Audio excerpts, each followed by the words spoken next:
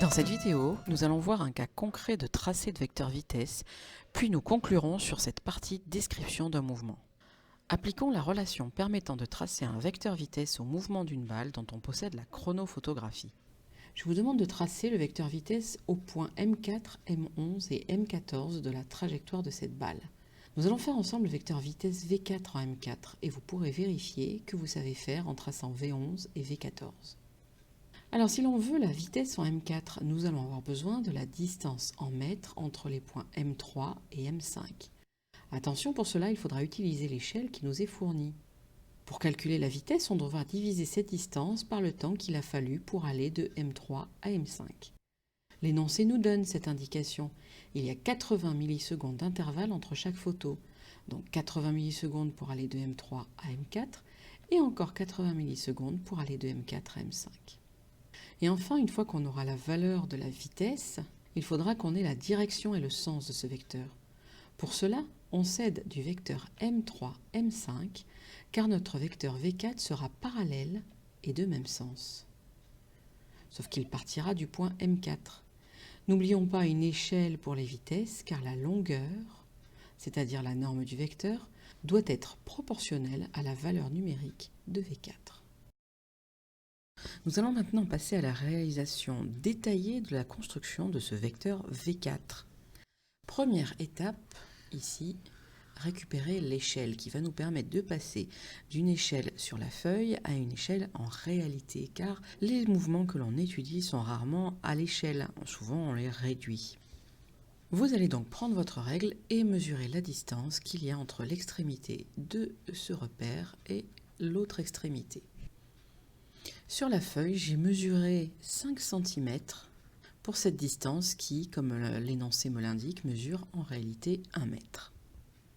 Pourquoi a-t-on besoin de cette distance? Car si l'on exprime le vecteur vitesse V4, je sais qu'il est égal au vecteur déplacement M3, M5, divisé par le temps qu'il a fallu pour aller du point 3 au point 5, c'est-à-dire T5, moins T3. Pour calculer la valeur de V4, il va donc falloir ici que je mesure la distance M3, M5 et que je divise par le temps T5 moins T3. Ces deux formes se ressemblent mais ne sont pas rigoureusement les mêmes. Vous voyez que à gauche, c'est l'écriture vectorielle. Ici à droite, c'est l'écriture sans la flèche du vecteur. C'est pour indiquer que nous allons calculer la valeur de la vitesse qui nous donnera une indication sur la longueur, la norme du vecteur. Pour connaître la valeur de M3, M5, en réalité, il va falloir qu'on la mesure sur la feuille. Donc, on prend une règle et on va aller mesurer la distance entre les points M3 et M5 en mesurant sur la feuille la distance entre ce point et ce point. Après mesure, j'ai conclu que entre M3 et M5, il y avait 1,9 cm sur la feuille. Pour connaître la véritable valeur de cette distance M3-M5, nous allons utiliser l'échelle. On va se poser la question, que vaut en réalité une distance qui fait 1,9 cm sur la feuille? Donc en réalité, cette distance M3-M5 mesure donc, on réalise le produit en croix, 1,9 fois 1 divisé par 5, c'est-à-dire en réalité 0,38 mètres. Je connais la valeur de M3, M5. Si je connais la valeur de T5 moins T3, je peux donc passer à mon application numérique. Donc pour connaître T5 moins T3, je sais que chaque photo a été prise toutes les 80 millisecondes. C'est-à-dire qu'entre M3 et M4, il y a 80 millisecondes. Et entre M4 et M5, il y a également 80 millisecondes. Pour aller de M3 à M5, il a donc fallu 2 fois 80, 160 millisecondes. Et j'ai toutes les valeurs, je peux faire mon application numérique. V4 est égal à M3, M5 qui mesure en réalité 0,38 mètres, que je divise par 160 millisecondes, on n'oublie pas de convertir en secondes, en multipliant par 10 puissance moins 3. Cela nous donne, pour la valeur de la vitesse V4, 2,4 mètres par seconde. Il ne reste plus qu'à représenter notre vecteur vitesse V4. Alors pour la direction et le sens, je vais me servir du vecteur M3, M5. Donc vous prenez votre règle, que vous alignez sur les points M3 et M5, et vous décalez votre règle tout en gardant son inclinaison jusqu'au point M4. Le vecteur partira du centre de la balle en M4, et pour sa longueur, il va falloir qu'on établisse une autre échelle. Comme l'énoncé ici ne vous propose pas de nouvelle échelle, on va en déterminer une seule, alors de façon à se faciliter la vie. Par exemple, si j'estime que 1 mètre par seconde en réalité sera représenté par 1 cm sur la feuille, ça veut dire que mes 2,4 mètres par seconde seront représentés par un vecteur de longueur 2,4 cm. On n'a plus qu'à partir du centre de M4 et tracer un vecteur de longueur 2,4 cm qui représente donc notre vecteur vitesse V4.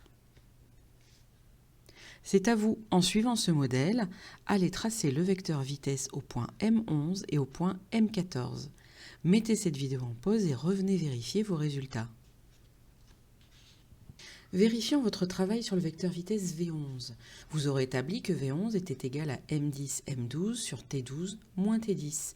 M10, M12 sur le papier mesure 1,6 cm, donc en réalité, il fait 0,32 m.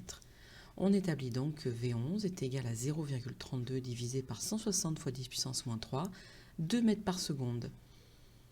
2 mètres par seconde sera représenté par un vecteur de 2 cm qui prend son origine au point M11 et qui a pour même direction et sens que le vecteur position M10, M12.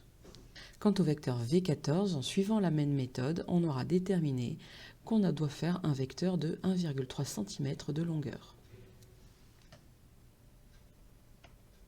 Après ce petit exercice, pour conclure, on dira que pour décrire correctement le mouvement d'un objet, après avoir défini le système et le référentiel, il faut donner la trajectoire.